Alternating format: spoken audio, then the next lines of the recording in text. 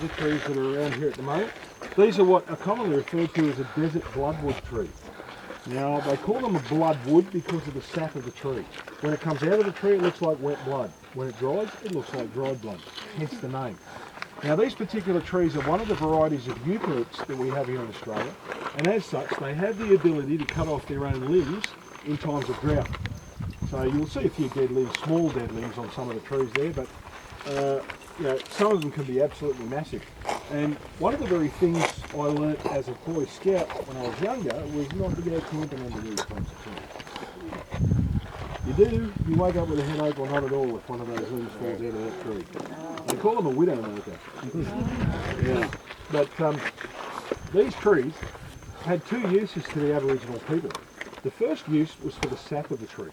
They used the sap as an antiseptic. If they'd been cut or scratched or had been speared, they could basically cover that area with that sap and that would stop infection getting in.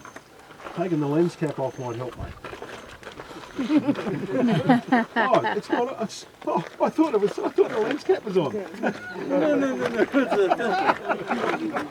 It looked like it. It was like. And you were wondering how the hell is he seeing through that? Yeah. All right. The second use for this particular tree was for the pity or the bowl that the women used to carry around. Now what the men would do is they would get cunty, which is quartz, and they would carve a big oval shape out of the bark of the tree. They would pull that off, put it on the ground and brace it with rocks and sticks to stop it from curling up while it cured. If they needed it in a hurry, they'd cure it over fire, then hand it over to the women. Now the women would make a bun out of the local grasses, and they would basically weave this bun, and then they would weave their own hair around the bun and put it on the top of their head. Then they would put the pity or the bowl on the top of that. Now I'm not exaggerating as to how far my arm is out, as to how big some of these pitties or bowls were. Some of them were absolutely enormous. They'd have the digging stick up there, they'd have witchetty grubs, honey ants, all the different fruits and berries, baby under that arm, and that's how they used to walk around. Now if they had twins, they were in a bit of trouble. If there wasn't another senior elder woman in the group that could take the other child, they had to get left behind.